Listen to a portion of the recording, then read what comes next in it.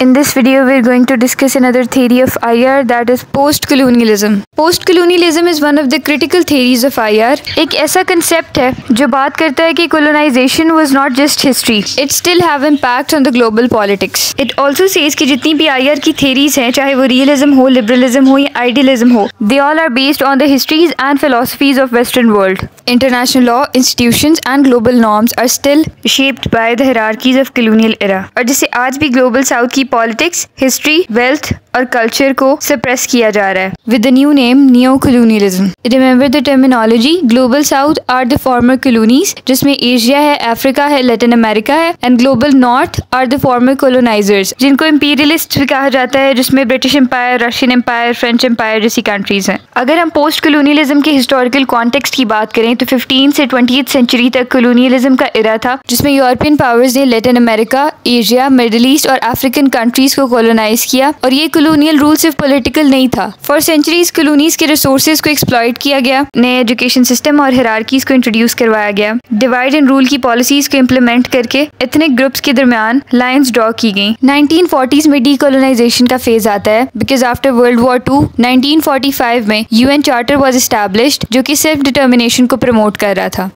Colonies politically तो independent हो गई, लेकिन वो कॉलोनीज आज भी स्ट्रक्चरली और इकोनॉमिकली कॉलोनाइजर्स पे डिपेंडेंट है. And during the era of cold war 1945 to 1991 these newly independent states became pawns for the proxy wars between US and Soviet Union. Plus all these mainstream classic theories of IR are based on Eurocentric approach. If we talk about the core arguments of post-colonial theory बात करती है कि international structure में जो भी inequality है वो किस तरह से कॉलोनियल लेगेसी से अफेक्टेड है. फॉर एग्जाम्पल नाइजीरिया, सूडान या मिडिल ईस्ट में जितने भी बॉर्डर कॉन्फ्लिक्ट्स हैं, या if we talk about Kashmir issue, these all borders were drawn by colonisers to create constant conflict. Theories की हम ऑलरेडी बात कर चुके हैं कि जितनी भी इंटरनेशनल थेरीज हैं उन तमाम थेरीज में वेस्टर्न पर्सपेक्टिव की डोमिनेंस नजर आती है. नॉन वेस्टर्न हिस्ट्रीज, फिलोसफीज और पॉलिटिकल आइडियाज की कोई रिप्रेजेंटेशन नहीं है. अगर हम नियो कॉलोनियलिज्म की बात करें, which is a new form of colonialism, western powers global south में पॉलिसीज को इन्फ्लुएंस करती हैं through aid, investment and international institutions. Plus trade और डेट के थ्रू फॉर्मर कॉलोनीज को डिपेंडेंट रखती है. और आज भी वेस्टर्न मीडिया, लैंग्वेज और एजुकेशन सिस्टम पूरी दुनिया में डोमिनेट कर रहा है. पोस्ट कॉलोनियल थ्योरी बात करती है कि तमाम इंटरनेशनल नॉर्म्स ग्लोबल नॉर्थ ही क्यों डिसाइड करता है,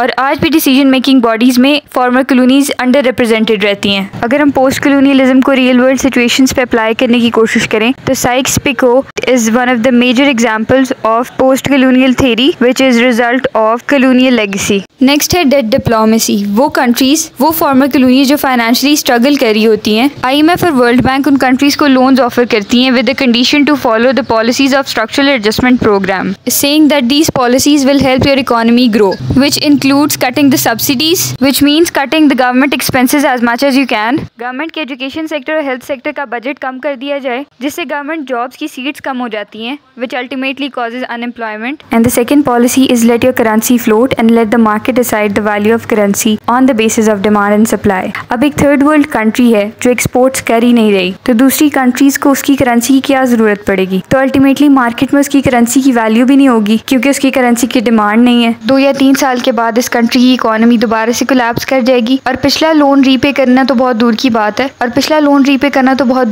है, कंट्री डिफॉल्ट ना कर जाए और कंट्री को चलाने के लिए दोबारा से IMF से लोन लेना पड़ेगा. और ये डेट साइकिल या डेट ट्रैप कह लेंगे चलता रहता है for the global south. Same case is with China and African countries, जिसे अपेरेंटली तो लगता है कि इस लोन के बाद डेवलपमेंट होगी, लेकिन वो डेट ट्रैप से ज्यादा कुछ नहीं होता. ग्लोबल साउथ के एकेडेमिया में इंग्लिश की बहुत इंपॉर्टेंस है और यूरोपियन हिस्ट्री की राइटिंग्स डोमिनेट करती हैं. प्लस जब कॉलोनाइजर्स आए, they also try to impose the European culture, जबकि सब कॉन्टिनेंट का अपना भी कल्चर था. The people were not able to fully embrace their own culture, और ना वो यूरोपियन कल्चर के स्टैंडर्ड पे पूरे उतर सके, जिससे एक हाइब्रिड कल्चर बन गया और ग्लोबल साउथ की कल्चरल आइडेंटिटी बहुत इफेक्ट हुई. And this still have impact in global south, जहाँ तमाम फॉर्मर कॉलोनीज में उनके अपने कल्चर को लेस मॉडर्न समझा जाता है और वेस्टर्न कल्चर को प्रेफरेंस दी जाती है in any sector. This is about post colonialism. Tell me if you agree with it.